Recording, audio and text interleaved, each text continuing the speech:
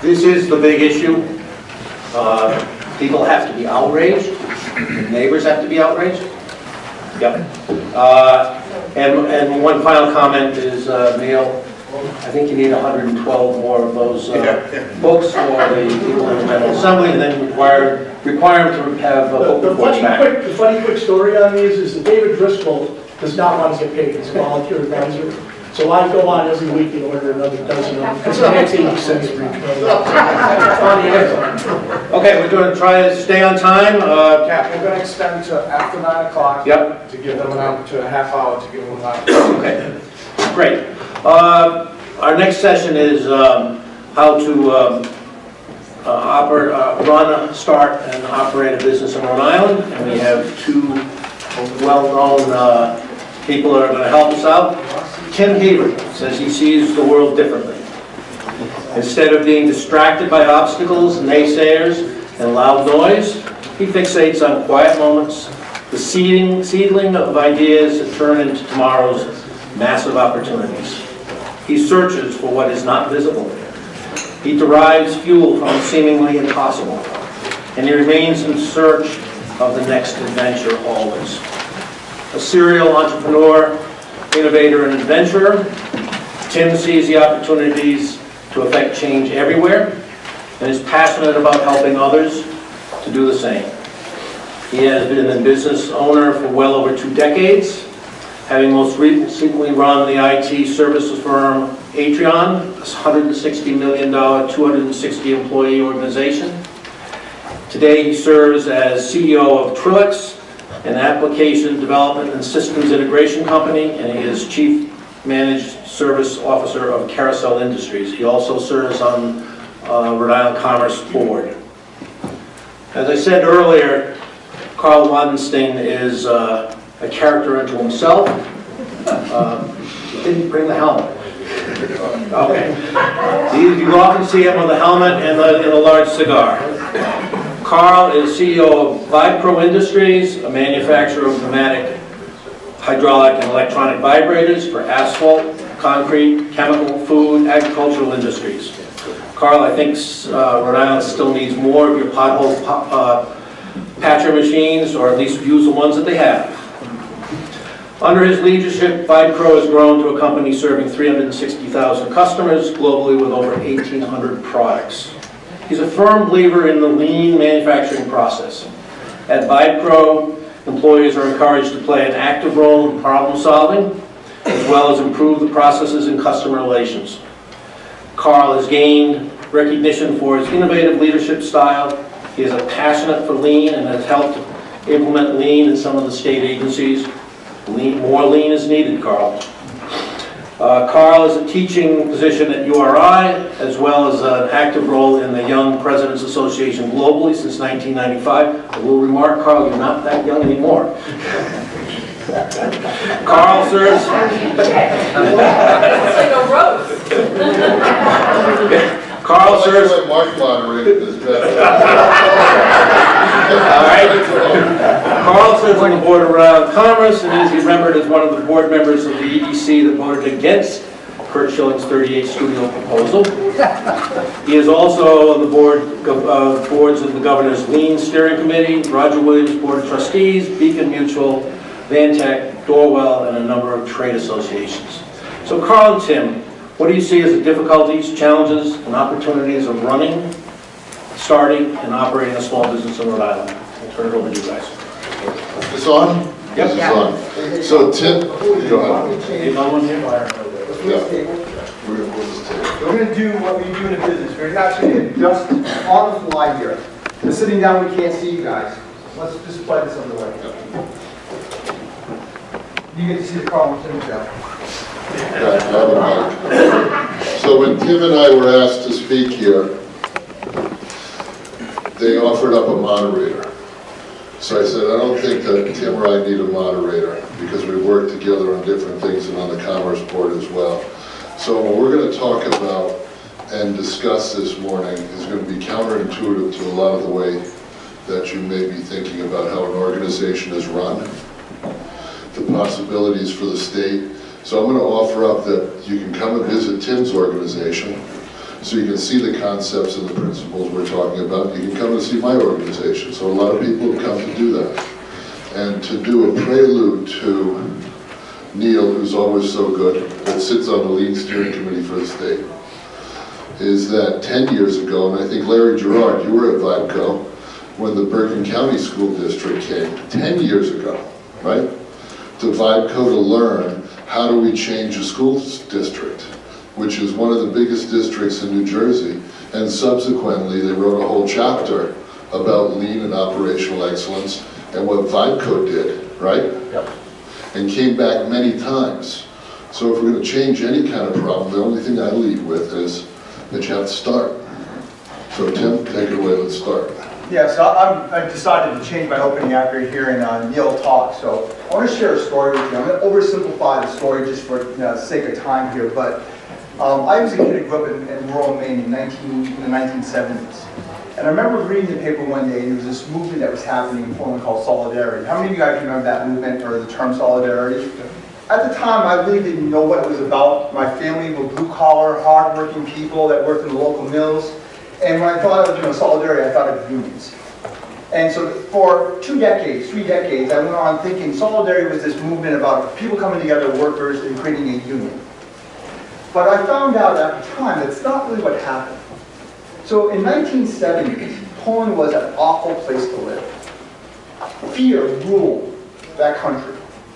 And what happened, people were so fearful, what they would do is they would rat out all their fellow friends and colleagues for doing small injustices. Then one day, as enough of these things happened, someone would just disappear, never to be seen again. And the way for survival was for me to tell on someone else. And it could be my parents, it could be my relatives, it could be my own children, that we were actually throwing under the bus to protect ourselves. The Solidarity movement happened when, I can't say the gentleman's name, like Wadensten? And the person who became Pope John Paul, who was the Archbishop of Poland at the time, came together and said, we've got to do something different.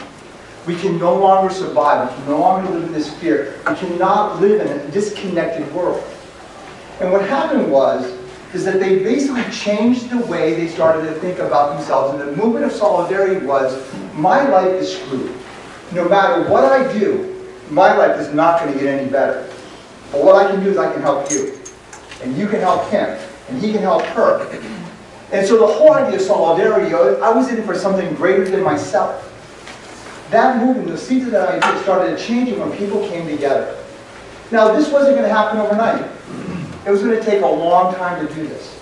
Now, I share this with you. For me, as I learned this and I understood it, it made sense to me because of how I looked at businesses. When I create businesses and I try to run a business, or we think about how to solve educational issues in the state, it can't be a short-term fix. It's not going to be a bill that we put on the House floor that people vote on and that we pass and we fund for a year and all of a sudden everything is fixed. This is a long-term solution. If we want to have a better state so businesses like mine can thrive even more than they have and Karl can have the talent that he needs to grow his business, we have to start to take this long-term look. We've got to get rid of the politics. We've got to get businesses off the sideline and in play here. We've got to think about it. It's the kids that we have a responsibility to. That's the next future generation. It's not about making our kids get a better education. Moving to CCLAC is not about getting a better education. It's about setting that kid up for the rest of their lives. And when we don't do that, we fail. And so if we think about that, we really want to come together. It's about the solidarity of looking at it what the long term is. When I create business, it's about the long-term vision, 10 years of what that business is going to look like versus what I'm going to do tomorrow. And everything goes towards that. Carl, what do you have? So if you think about what Tim said, is that Solidarity movement, and like Wadensten and Poland, it was a defining moment. Someone had a defining moment, and the population had a defining moment. So what Neil laid out is a defining moment in the state. And we've had them again and again and again and again in our state. And it's whether we want to really look hard at these and take these as opportunities to change or keep doing the same thing. So with that change is the voice of the customer. So David Lucier is here in the office, was our CPA for many, many, many, many years. And as we were growing, as we talk about this void of education and the void of businesses, well, we're still looking for a sales manager, right? But back back in the day, how many decades, was that a decade and a half ago, Dave? Maybe even more. You worked for us for a couple decades, so you think about a couple decades ago, if we were looking for a sales manager, you had Textron, you had Spidell, you had AT Cross, you had all these other organizations in the state that were expanding or contracting, and their workforce was fluid, that it could move back and forth, so you had this C-suite of executives that you could draw from. Can't draw from people. Tim, how can you draw from people now? Where are you pulling your people? They're not in Rhode Island. Trying to pull from Massachusetts. Trying to pull them from Massachusetts, Connecticut, anywhere in the New England area. And the same goes with, we have Dave here from Rima, that if we want manufacturing people, that we don't have that base. And that base does a few different things for us, guys. Is when we get someone from a Textron, and it comes to a VIBCO, it comes to Tim's organization, they bring on a skill set and learning and teaching that we didn't know about before, right? So we have an educated person that we're not trying to bring up. Most of the people that we're getting now, and let me see a show of hands, how many of you have spent a considerable amount of time to educate people on your process and basic business processes in your organization to be successful? Let me see a show of hands. Should be everybody in the room. You didn't have to do this a long time ago. People were bringing their A game on. So the voice of the customer now, and I talked about this in Go Local Prov, and sometimes you got to listen deeply to my message because I'm coming from this lean operational excellence piece, is that the students that are in school right now, we're doing a big disservice to them, a huge disservice to them. And the price of ignorance is high, is really, really high. And we're not going to find these people. So Tim, please, infill, please. So show my hands here. How many people were in high school 1970s? Big number. Yeah. A lot of us, right? A lot of us have gray hair. Some of us may die a little better than others, but... What about the 50s, Kev? He's trying to be kind. I do want to embarrass you, but... You know what's really interesting to me is I've had time to spend with a lot of high school students. And I talk to them and I kind of look at what they're doing. I've been in the schools that are in the top, the top 13 or the top 13 at the bottom, right? And I've talked to those students. Do you realize the curriculum that they learned was better than what we had? I talked to some of these kids and what I knew when I graduated high school and what they know right now in their 10th grade, it's different. Our school systems, if we look at it now, were probably better than what we had in the 1970s.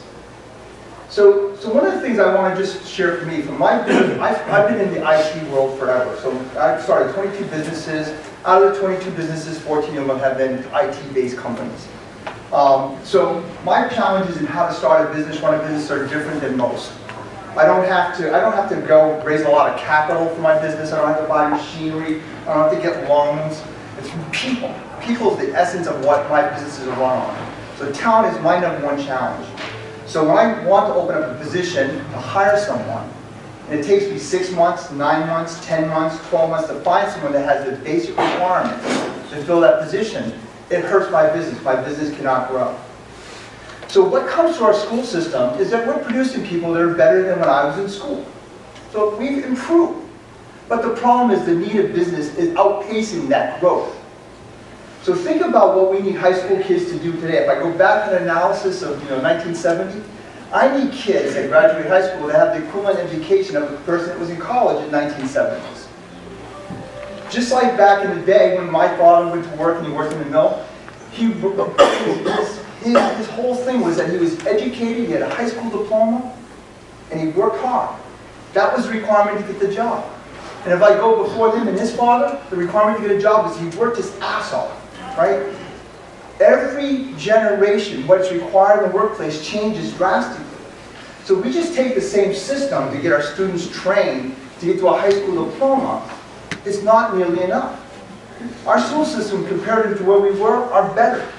They're just not where they need to be to keep pace with business. And what's happened is other areas, Massachusetts, Sweden, Singapore, have figured out how to get them to where we need to be. So for me, the most important thing is getting talent. So for the people that are part of the General Assembly that are here, part of the legislature that can make differences, you want to grow the economy here, Get us better workforce. It's that simple. Now mine, it's all that. Karl's, he needs those same kind of people. You don't need people that are just hard workers anymore. So let me resonate and bring something home to us. That I wrote down experts up here on the top of my chart. All organizations are looking for resident experts. So forget about it for a second that we as entrepreneurs and business leaders are looking for people. The state's looking for those same people that are going to lead us and do some profound thinking.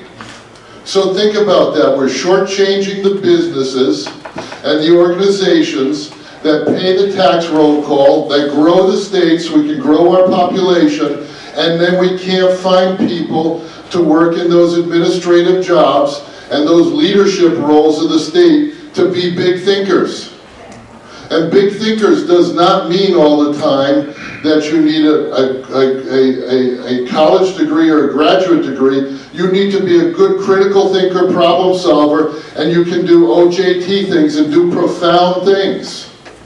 In our organization, for the people who come to visit our organization, we have ordinary people doing extraordinary things. That's it. And David knows when we struggled back in the day, if I hadn't taken this path of training our people and saying no one else is going to train them, so if I don't spend the time and energy and money to train them, the outlook for our organization is bleak. Really, really, really bleak. Right?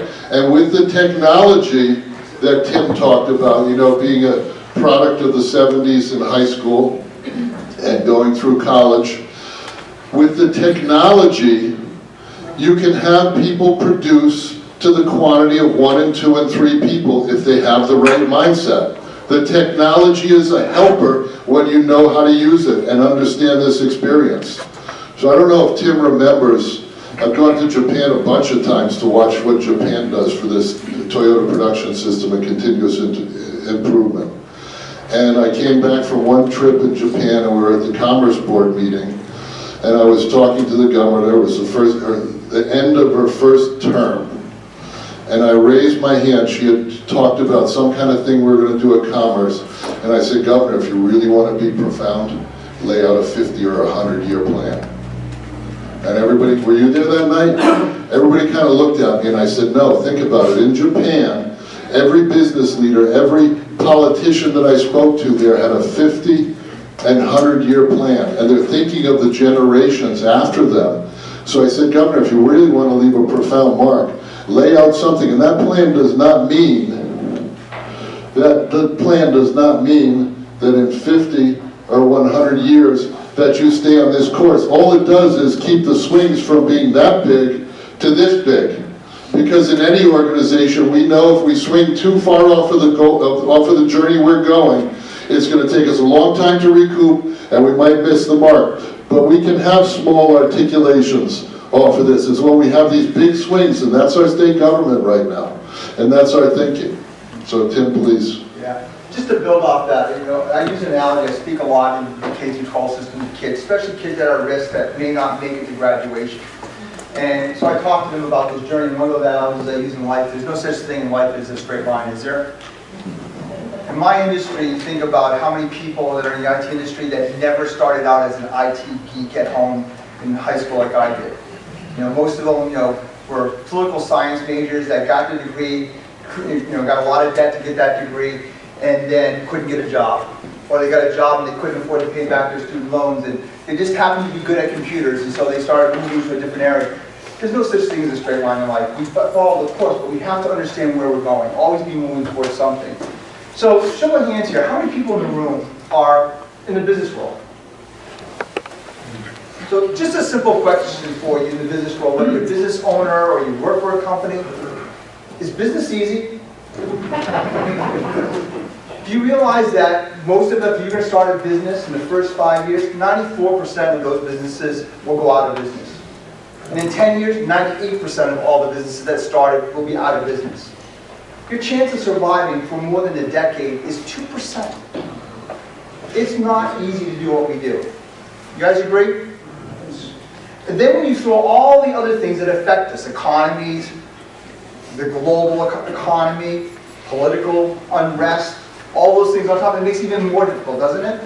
It creates uncertainty, and it makes it hard for us to make decisions. So I want to share with you kind of 3 things of the way I kind of look at how I ran my businesses. The first thing, building on what Carl and I had said earlier, is that you have to have a long-range vision. You have to see where you're going long-term. And once again, it doesn't have to be a straight line, but you have to understand what you want to be when you grow up. Because you can't wait for someone else to get you there, right? You have to drive yourself there. So I think in my case, where I've had the best businesses, when I've had the clearest vision of where I wanted to go. Some of the business I did because I wanted to learn something new, I thought would be cool and interesting, didn't do so well, right? Because I didn't have that long-term business vision. It was just about learning something. And they came and went very, very fast. The second thing I want to share with you is that we can wait for someone else to fix something, or we can fix it ourselves. I remember, I'm not a native of Rhode Island, I'm from Maine, and a very rural part of Maine. And where I'm at, and where I grew up, was a pretty optimistic, even though we didn't have a lot, and the mills were going, closing down, and people were losing jobs, it was a pretty optimistic place. And when people talked about Maine and the town we lived in, it was like it's the greatest place on earth to be. I moved to Rhode Island, every single person I met complained about Rhode Island. Now, unfortunately, I moved into Woonsocket, right? For a few years, I started to believe it, right? Anyone from Woonsocket, I had no disrespect at all. But it was eye-opening, I'll just say that. And I watched business professionals sit around meeting after meeting after meeting and complaining and complaining and complaining about the state of this state. You know what? Most of them did not take one action to make a difference. Not one action. It always became someone else's fault for us not making changes. So people like Carl and myself, the difference with us, the second point is important. You can create the change you want to see. So when I had a problem finding talent about 10 years ago, and I spent almost 6 months trying to find one candidate that I could hire for the position, and a joke, I said, you know what, I can take anyone off the street and train them in 6 months to do this job. And I laughed, I went home that night, and I said, you know what, I could actually do that. And I came back and created an apprenticeship program. And to date, we have trained over 120 people through that apprenticeship program, that the average salary that they started at before joining our company was less than $11 an hour. Today, the average salary of all those people is over $90,000 a year. I didn't wait for the government to enact something. Now, did I invest in it? Did I work hard to do it? Absolutely. So what I would just say, don't wait for someone else to solve your problem. Find a way to work through it.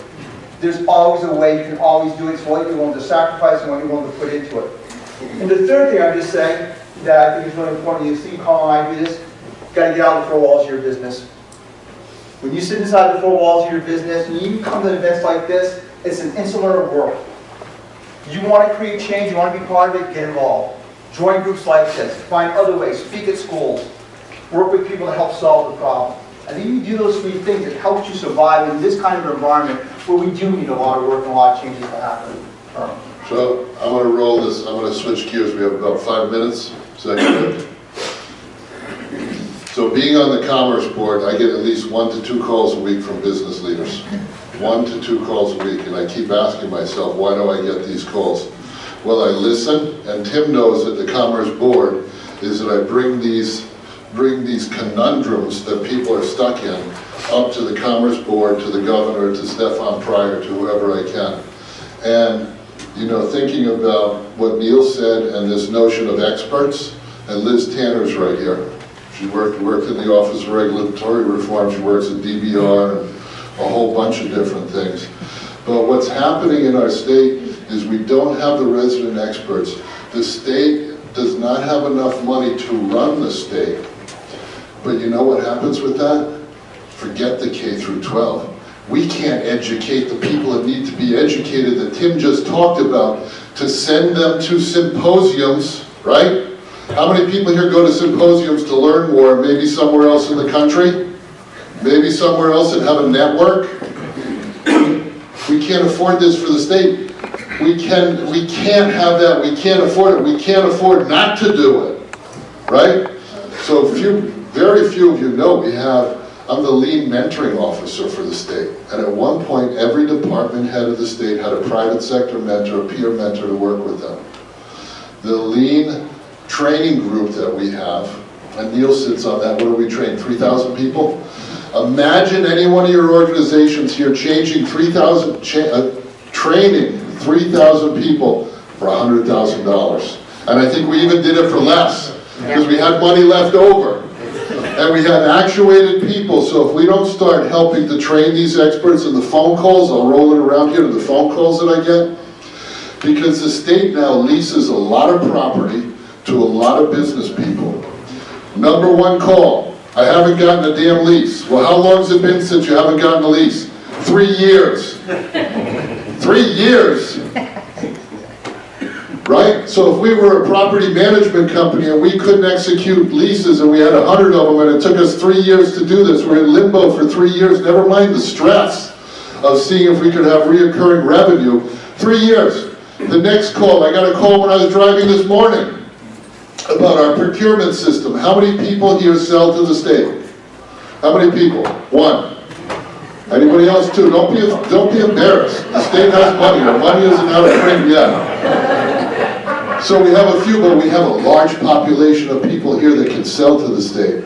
So we have this Procure Rhode Island at Commerce Corp. We're trying to do something that Michigan can do, but we don't. My fear is that we don't have experts that are really passionate about the 3 things that Tim talked about here. Long-range plan, don't wait for it, fix it. You can create change and get out of your 4 walls, okay? So now on a small basis, if I'm selling light bulbs and paper and different things, you're going out to another organization. We have a thing called VIBCO, correct, Liz? VIBCO. Well, it probably started out as a really good idea that we're going to piggyback on some other states to get bigger buying power. Well, we're piggybacking with states out in the Midwest that don't have the same type of climate, environment, and buying and things that we do, and you have to go through these people. So for a small business in Rhode Island, it's almost impossible to get involved with this. So these are plans that were founded, Tim and I were talking about it in industry, but in industry we have a ton of countermeasures and we're learning as we go to take the good stuff and the bad stuff and have exceptions to the rule. So I just kind of threw a stick in the spokes, but we have a lot of challenges in Rhode Island, and my point to everybody here is get outside of your 4 walls and start participating, because we don't participate with our state government here like Neil's doing at Rhode Island Foundation, like all the other nonprofits, Dave with Rhode. I mean, he spends an enormous amount of time with our legislatures and everybody. If we don't start doing that and thinking about education for our leaders and our K through 12, we're going to be in deep doo-doo. Tim? Yeah. We're in half deep doo-doo now. So I'll just wrap up here and I just want to share with you, as an entrepreneur and business owner, I'm a very optimistic kind of person. You know, when I look at, when people say there's a problem, I look at it and say there's an opportunity, right? And I look at life in that fashion. And, you know, I recently sold my company, the company that we talked about, the IT services company, and I had the opportunity to start a business. I could have started anywhere in the world. I have a house in Maine, I have a house in Arizona, I could have started it anywhere. I chose to start it here in Rhode Island. Now, you've heard the state of our education system, you've heard Karl talk about the things that are broken. Why would I start a company here in Rhode Island when I could start it anywhere in the world?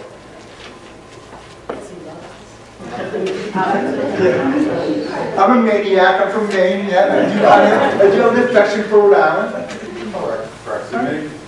What's that? Proximity. Proximity, yeah. Oh, I've invested a lot in this state. And if you're a business owner here, you've invested a lot in this state, in your people, their families. I'm connected to this state.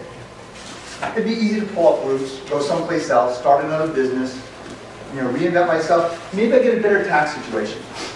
Maybe better school systems. Right? So I think Rhode Island actually is a pretty good state to actually start a business in. You know, we have 1 degree of separation. You can connect to anyone in the state with 1 phone call. Right? That's pretty cool, isn't it? We got an ocean 20 minutes away. We got mountains an hour and a half away.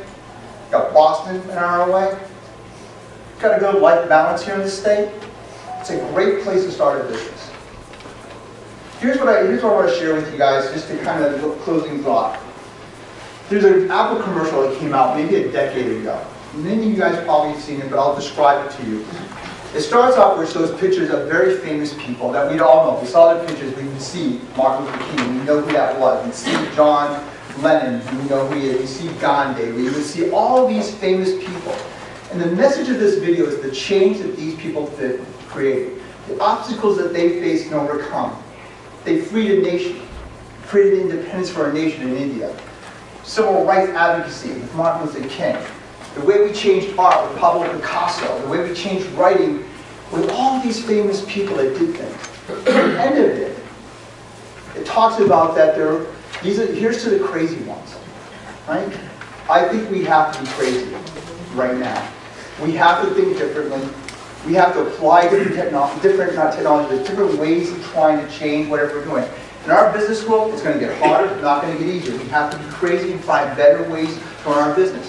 When Karl's business was challenged by foreign competition being able to bring manufacturing costs down because of cheap labor, he could have packed up. He could have moved his office to someplace else. What did Karl do? He reinvented his organization, brought lean in, and made his organization more productive. Right? That's being crazy. And that's what we have to do here. When Neil's talking about our education system, doing the same things we've done for the last decade, last 2 decades, is not going to work. Doing more of it is not going to work. You have to be crazy. And so here's to the crazy ones. Thank you.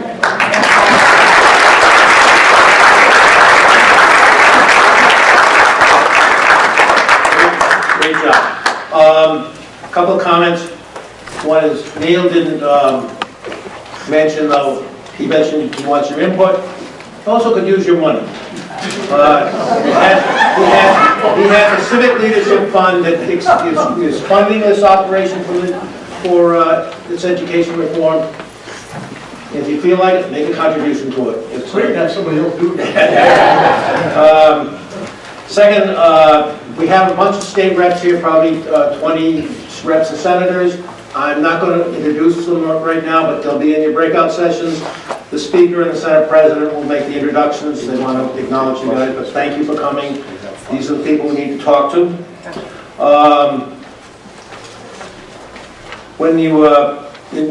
Kim, you were right on the advantage of being in Rhode Island. Nowhere else, I do small business advocacy across the country. No other state can we have access to our leaders on a first-name basis. It's unique. You talk to somebody in Texas, they never meet their governor. So, also, take your advice on being crazy, but reasonable. We want things that can be passed. And it's a long-term process. We're going to break, go out to the... Excuse me, I told that we probably have like 5 minutes to do. One question? Okay, yep, we'll have some questions. Any questions, or You want to get to work? you guys did great work? Yeah. Let me just ask you that from a logistics standpoint, and Cal already talked about the room assignments. On the back of your name tag, you don't remember which group that you signed up for, it'll tell you which group that you're going to be with. But, you know, when I was listening to you guys talk, it reminded me of a great quote from Leon, who's the head of the Department of Labor and Training. He said, you know, you talk to companies sometimes, and companies would say, what if I train somebody and they leave? And they would say, well, what if you don't and they stay? So,